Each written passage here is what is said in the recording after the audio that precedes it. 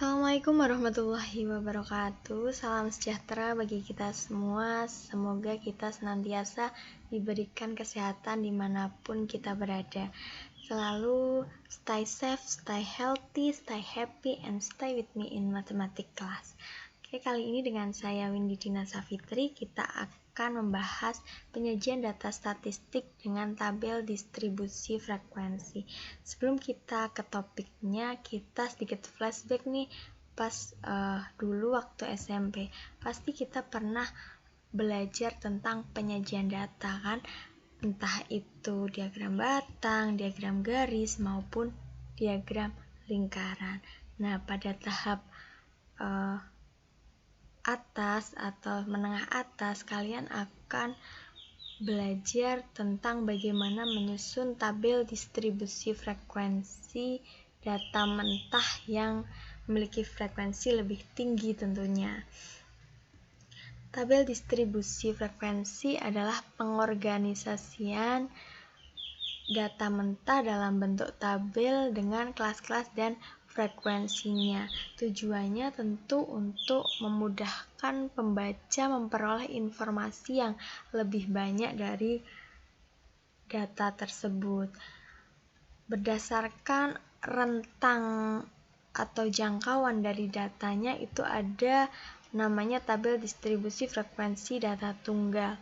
Bentuk umum atau contohnya bisa dilihat di sini. Ada data terkecilnya itu 5, data terbesarnya 9. Berarti di sini rentangnya itu tidak banyak, antara dari 5 ke 9. Nah, kemudian bagaimana penyajian datanya?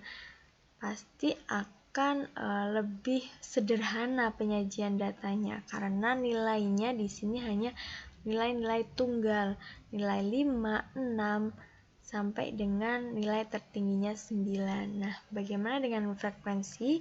Frekuensi kita tinggal lihat nilai 5 itu dalam data ada berapa banyak sih? Sini ada 1, 2, 3. Berarti nilai 5 itu frekuensinya ada 3. Begitupun dengan nilai 6 dan seterusnya. Terakhir kita jumlahkan, kita cross check apakah di tabel dengan data yang diketahui itu jumlahnya sama. Ketika berbeda berarti pasti ada kesalahan pada saat memasukkan data di frekuensinya. Nah, data tunggal ini mempunyai kelemahan. Kelemahannya diantaranya ketika datanya itu rentangnya banyak. Ketika rentangnya banyak, itu apakah bisa ketika menggunakan data tunggal? Tentu bisa saja, tetapi akan ada banyak kelas yang dapat membuat pembaca itu malah tidak efektif untuk memperoleh informasinya. Lalu bagaimana ketika rentang datanya banyak? Kita gunakan tabel distribusi frekuensi data kelompok. Di sini contohnya kita perhatikan ada distribusi frekuensi nilai pelayanan masyarakat. Nah, ini adalah contoh distribusi kelompok ya, yang terdiri dari kelas-kelas interval, ada 27 sampai 33, 34 sampai 40 dan seterusnya. Berbicara tentang interval kelas, sebenarnya apa sih interval kelas tersebut? Kita akan bahas di istilah-istilah yang sering digunakan dalam tabel distribusi frekuensi. Istilah yang pertama ada namanya interval kelas. Interval kelas itu sejumlah nilai variabel yang ada dalam batas kelas tertentu. Di sini contohnya di kelas pertama itu ada 27 sampai 33. Ini adalah interval kelas pertama. Lalu 34 sampai 40 adalah interval kelas kedua. Seterusnya sampai dengan 69 sampai 75 itu interval kelas ke-7. Berarti tabel ini terdapat 7 interval kelas. Istilah yang kedua ada batas kelas. Batas kelas itu nilai yang membatasi pihak satu dengan pihak yang lainnya. Di sini di kelas pertama untuk batas bawah kelas itu ada 27, lalu untuk batas atas kelasnya itu 33. Istilah yang ketiga ada namanya tepi kelas. Tepi kelas itu pun ada tepi bawah, ada tepi atas. Tepi bawah diperoleh dari batas bawah dikurangi 0,5 dan tepi atas berarti dari batas atas ditambah 0,5. Di kelas pertama kita lihat berarti dari analogi di kelas pertama ini berarti tepi bawahnya berapa? 27 dikurangi 0,5 berarti 26,5. Sedangkan tepi atasnya ditambah 0,5 berarti 33,5. Istilah terakhir ada titik tengah kelas. Titik tengah kelas itu adalah nilai yang terdapat di tengah interval kelas. Ini tadi namanya interval kelas ya. Nah, itu titik tengah itu titik di antara interval kelas ini. Kalau di kelas pertama berarti dirumuskan setengah dari batas atas tambah batas bawah ya. Batas atasnya 33, batas bawahnya 27, sehingga menjadi 60, kemudian dikalikan setengah sehingga titik tengah kelasnya 30. Oke, lalu ketika kita disajikan banyak data, nah bagaimana sih cara kita menyusun data tersebut menjadi tabel distribusi frekuensi? Yang pertama ada mengurutkan data dari terkecil ke terbesar. Ada sumber yang mengatakan bahwa mengurutkan data juga tidak apa-apa ketika tidak diurutkan. Ya memang tidak apa-apa, tetapi saya menyarankan untuk mengurutkan data. Mengapa demikian? Untuk meminimalisir ketidaktelitian pada saat memasukkan data ke tabel frekuensinya. Yang kedua ada menentukan jangkauan dari data. Jangkauan dari data itu dilambangkan dengan R, nilai max dikurangi nilai min ya. Lalu ketiga menentukan banyaknya kelas. Banyaknya kelas dilambangkan K sama dengan 1 plus 33 log N, dengan N banyaknya data. Kemudian yang keempat kita tentukan panjang interval kelasnya dengan rumus I sama dengan R per K. R itu tadi jangkauan, K itu banyaknya kelas. Yang kelima terakhir kita buat tabel distribusi frekuensinya. Oke, langsung saja kita ke contoh soal untuk pemahaman lebih lanjutnya. Nah, kita punya data nih, data nilai matematika kelas 12 MIPA. Diminta apa sih? Diminta untuk menyusun di dalam tabel distribusi frekuensi. Nah, kita analisis dulu nih, kita buatnya tabel distribusi yang tunggal ataukah yang kelompok ya. Kita lihat datanya. Di data nilai terkecilnya 65 dan nilai terbesarnya 82. Berarti di sini jangkauannya cukup banyak. Apabila kita menggunakan data tunggal pasti akan kelasnya akan banyak. Sehingga yang tepat digunakan untuk pemecahan masalah soal ini itu menggunakan tabel yang data kelompok. Pertama kita urutkan datanya. Oke, mengurutkan data ini kuncinya teliti. Yang kedua menentukan jangkauan. Jangkauan itu diperoleh dari maksimum kurangi minimum. Ketika kita sudah mengurutkan, maka kita otomatis akan tahu maksimum minimumnya dan otomatis bisa langsung menghitung jangkauannya. Yang ketiga, kita menentukan banyaknya kelas dengan rumus tadi, K sama dengan 1 plus 33 log N. N di sini banyaknya data, datanya kita punya 40 data. Kita operasikan bisa dengan kalkulator, log 40 itu 1,602. Kita peroleh hasil akhir K adalah 6,2866. Kita bulatkan menjadi 6 kelas.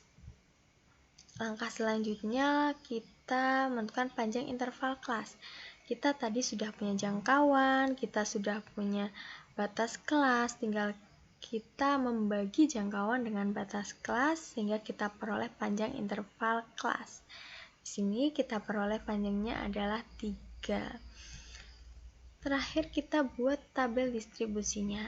Ini data yang tadi kita sudah urutkan.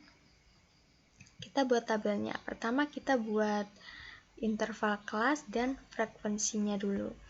Kita lihat tadi kita sudah menemukan banyaknya kelas. Banyaknya kelasnya itu ternyata 6. Berarti nanti di sini akan ada 6 kelas. 1, 2, 3, 4, 5, dan 6. Nah, selanjutnya kita memasukkan nilainya bagaimana? Kita mulai dari data terkecil dulu. Di sini 65. Kita masukkan di kelas pertama 65. Nah, untuk kelas selanjutnya bagaimana? Kita ingat, kita punya panjang kelas interval. Panjang interval kelas itu kita punya 3. Berarti untuk kelas kedua itu 65 ditambah 3 itu 68, untuk kelas ketiganya ditambah 3 lagi 71, dan seterusnya sampai kelas ke-6. Nah, untuk ininya bagaimana? Untuk batas atasnya bagaimana? Kita sesuaikan dengan batas bawah data setelahnya ya. Di sini data kedua batas bawahnya 68, sehingga untuk kelas pertamanya batas atasnya berarti 67. Untuk frekuensi kita tinggal lihat di data yang telah diurutkan tadi, 65 sampai 67. Kita lihat 1, 2, 3, skip karena ini 68 bukan kategorinya, sehingga kita punya frekuensi di kelas pertama itu 65, 66, dan 67. Ada 3 frekuensi. Kelas 2 68 sampai 70. 1, 2, 3, 4, 5, 6. Skip. Ini karena 71 tidak termasuk. Berarti kita punya 6 frekuensi. Terakhir kita jumlahkan, kita cross check sama tidak jumlahnya dengan data awal. Ketika tidak sama berarti kita perlu cek ulang dalam memasukkan frekuensi demi frekuensinya. Oke, kita ke jenis tabel distribusi frekuensi. Ada tabel distribusi frekuensi relatif, yaitu nilai frekuensinya itu tidak dinyatakan dalam angka mutlak, tetapi dalam sebuah angka persentase. Hitungnya persentase gimana? F relatif sama dengan F mutlak dibagi banyaknya data dikali 100%. Nah, di sini ada data di kelas pertama itu frekuensinya 3. Ini namanya frekuensi mutlak dibagi dengan banyaknya data itu 40 dikali 100. Di sini 3/40 dikali 100 kita peroleh 7,5%. Sehingga untuk data distribusi frekuensi relatifnya kita peroleh untuk kelas pertama itu 7,5. Lalu untuk kelas kedua berarti di sini F mutlaknya 6 dibagi 40 dikali 100 kita akan peroleh 15%.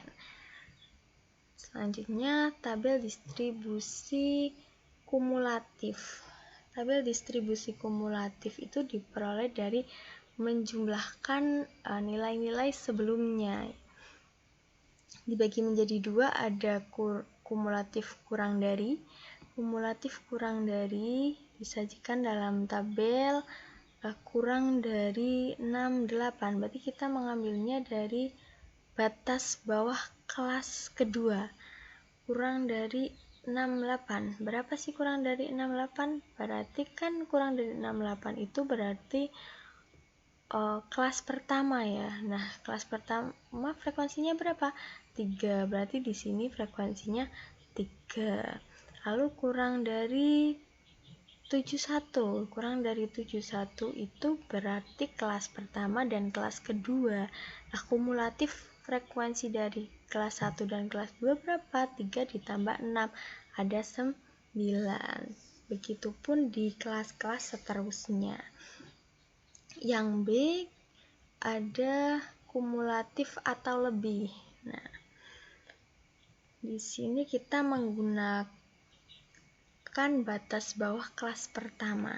Nah, di sini 65 atau lebih, berarti 65 lebih, berarti semua data ini, berarti semua kumulatifnya berapa? Ada 40. Kemudian 68 atau lebih, berarti 68 ke bawah, berarti kelas kedua, kelas ketiga, kelas keempat, kelas kelima, kelas keenam itu dijumlahkan karena kumulatif itu. Berarti 6 tambah 12 tambah 13 tambah 4 tambah 2 itu hasilnya 37. Lalu untuk 71 atau lebih pun sama, 71 atau lebih berarti dimulai dari kelas ketiga sampai ke kelas bawahnya. Itu dijumlahkan 12 tambah 13 tambah 4 tambah 2. Kan memperoleh hasil 31. Seperti itu untuk distribusi kumulatif. Oke, terima kasih sudah memperhatikan pembelajaran hari ini. Semoga bermanfaat. Apabila ada kesalahan, saya sangat membuka untuk mengoreksi agar nantinya bisa lebih baik lagi. Terima kasih. Wassalamualaikum warahmatullahi wabarakatuh.